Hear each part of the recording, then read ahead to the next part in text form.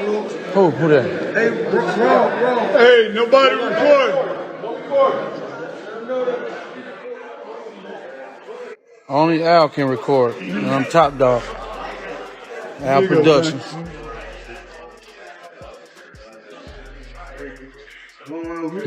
Motherfuckers gonna get anything. And that shit can be, but we know what it's for us. We ain't been showing, so we put this shit out there just in case it get worse, right? Well, we on live. Slow. Good moves. Four. About push. Leave me alone. 3100. Almost 32. Get on. No. Now you already know you don't want to, but you already know you got. Floyd Mayweather is officially back in the mix. And this time, he's not just watching. He's guiding his former protege back into war. But Tank, man, this is God day, you know. He got the two baddest people in the business and on this, that's Al and Floyd, you know. Respect Floyd to the utmost, man. He just let me just come in the gym, just do me. The undefeated legend, known for his flawless defense and surgical ring IQ, has stepped into Gervonta Davis's camp ahead of the Jake Paul fight. Some of that body shot already got you. Slow. Good moves. Four. Push. Leave me alone. 3100. Almost 32. Get on. No. Now you already know you don't want to, but you already know you got. Tank Vince out on social media. He's been through a lot, you know, throughout his life. So, but I take my hat off to him. I'm proud of him. Saturday night we had a game plan. And here's the twist. This reunion cuts deep. Tank was signed under Mayweather Promotions from 2015 until 2022, a solid 7-year run that helped shape him into one of boxing's biggest stars. Their split came right after Davis's knockout went over Rolando Romero, his final fight under Floyd's promotional banner. I don't want to go too deep into it because I don't want to bring up but it was somehow that they were saying that I was messing with his daughter off of the fact that she kept Snapchatting me. Okay. She kept hitting me on the Snapchat. So they sent it to Floyd and Floyd bugged out. Okay. So that's what made it. Now seeing them back together feels like watching a student return to the professor who taught him the art of not getting hit. Inside the gym, Floyd's doing what he does best, tightening Tank's shoulder roll, fine-tuning his counter timing, and making sure every move screams money team precision. That Tank boxing skills is really better than his power. He just didn't have to use his boxing skills, but Tank can really box his ass off. And so when we in a boxing gym, Sean, as you've seen me tell Tank a lot of times, stop always resorting just to your power and use your boxing skills. And that's what Tank did in this training. It's not just training, it's mentorship reborn. Floyd's teaching Tank how to turn chaos into control, how to make opponents swing at air, and how to dominate with composure. And Tank, he's locked in. Sharper, calmer, and more dangerous than ever. This isn't just another fight camp.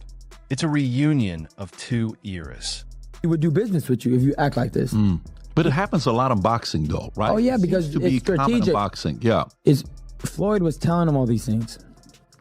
Floyd's given this counsel to Yes. Gervonta. Who do you think is telling him to do the rehydration clauses and not, putting all these stipulations on me? You can't do this, you can't do that. The ring needs to be this size. It's Davis Garcia. It's not. But all these things were all The master with the blueprint and the student built to perfect it. Because when Floyd Mayweather decides to train you again, you're not just preparing for a fight. You're preparing to be untouchable. And just when you thought the story couldn't get juicier after Floyd stepping back into Tank's corner, here comes Robert Garcia dropping truth bombs like he's calling out the entire sport. The man basically said, yeah, Tank's great, but he never gave us the fights we wanted. I think Tank never gave us the fights that we really wanted, never really gave us those challenges. He never really challenged himself. He didn't give Rhodes that rematch, which he should have. Mayweather did it when he had a hard time with Maidana and Castillo. Right away, he did the rematches to prove everybody wrong, and look at what he did. He beat him clear. And you know what? He's not wrong.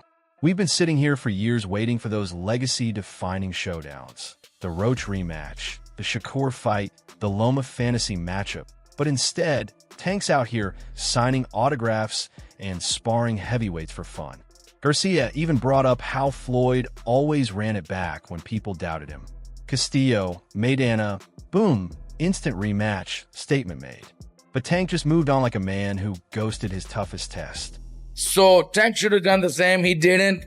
That I could criticize. But then at the end also, if you're making 30 to 50 million, I don't even know what he's making. If I had one of my fighters get an offer to fight a big celebrity, a big YouTuber for 20, 30 million dollars, I would probably do. Now, don't get me wrong.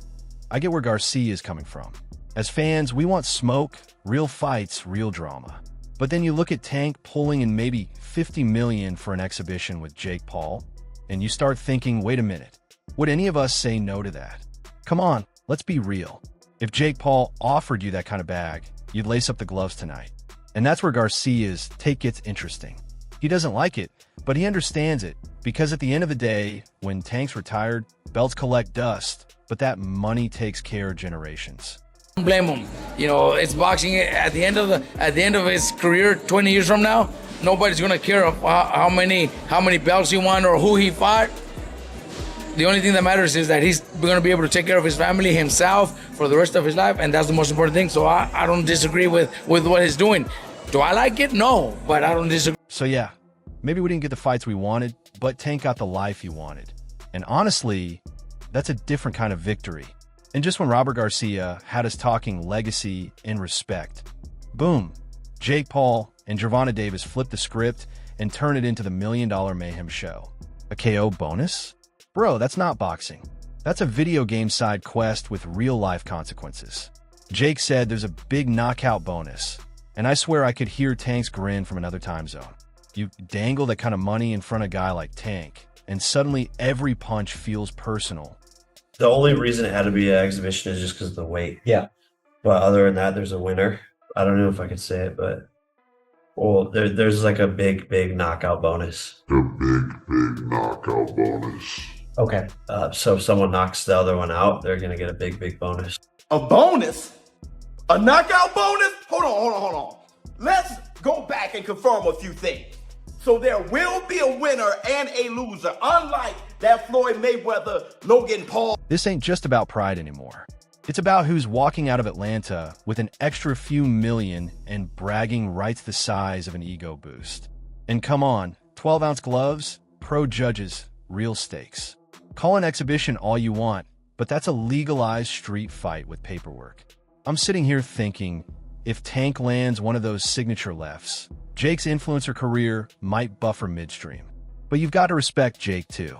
The man's betting millions on himself like he's playing Monopoly with real money. That's either confidence or caffeine overdose. And we're about to find out which. But here's the real kicker. With the KO bonus, the side bets, and that crowd energy, this fight's not about records. It's about reactions. So it's an exhibition, but there's pro judges. There's going to be a winner. It's not like your brother and Floyd. No, correct. There's going to be a winner. And there will be a KO bonus. So whoever wins by KO, they get a big bonus?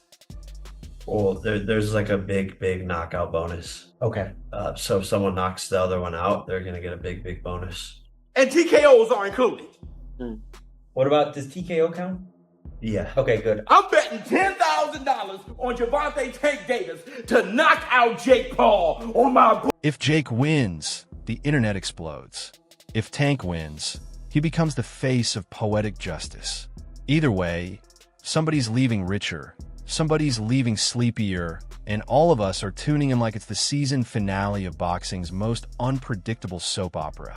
And just when you thought this Jake Paul versus Gervonta Davis circus couldn't get any more unpredictable, Antonio, the magic man, Tarver steps in. And bro, he's talking facts. Tarver basically said what we've all been secretly thinking. This fight might look a little weird. I mean, we've seen David versus Goliath before, but this one's got Netflix cameras, a size gap you could park a truck in, and Tank trying to punch uphill like he's fighting in VR mode. Well, you know, Jake a businessman, and everybody know that. You know what I mean? But Gervonta Davis is a fighter. You know, he's a champion fighter, and hey, but it's a great event, man. It's gonna be huge. Netflix is involved, and anytime you know you got those big players involved, you know it's gonna sell. So, but here's the beauty of it: Tarver wasn't hating; he was just keeping it real.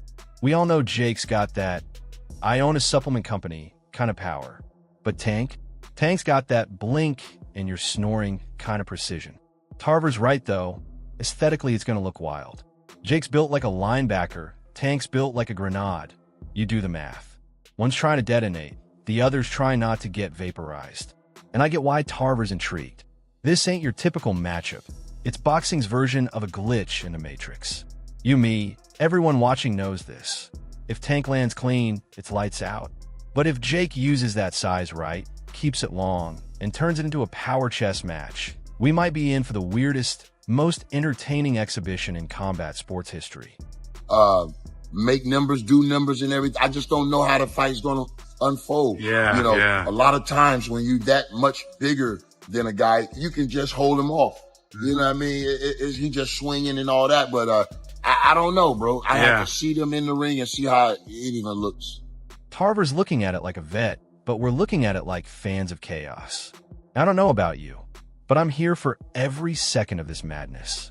At the end of the day, this fight isn't just a clash of power versus precision. It's a full-blown spectacle where boxing meets Hollywood and chaos shakes hands with money. You've got Floyd Mayweather back in the lab, sharpening Tank like a diamond. You've got Jake Paul turning the ring into a billionaire's battleground. And you've got legends like Robert Garcia and Antonio Tarver weighing in like this is a crossover episode we never saw coming. This isn't just a fight, it's a moment. Remember where you were when it happened type of moment. Whether you think Tank's too small, Jake's too bold, or Floyd's too smart to lose touch, one thing's for sure. Somebody's walking out richer, somebody's walking out humbled, and the rest of us are going to be talking about it for years. But hey, man, that's just me speaking from experience. Like I said, today is a different era in boxing. It's a different time. You know what I mean? Everybody chasing a bag. And I think that's what's really motivating most of these guys. Yeah. So, drop your thoughts in the comments. Who you got? The Grenade or the Giant? Let's hear your take on this madness. And yo, don't forget to like, share, and subscribe.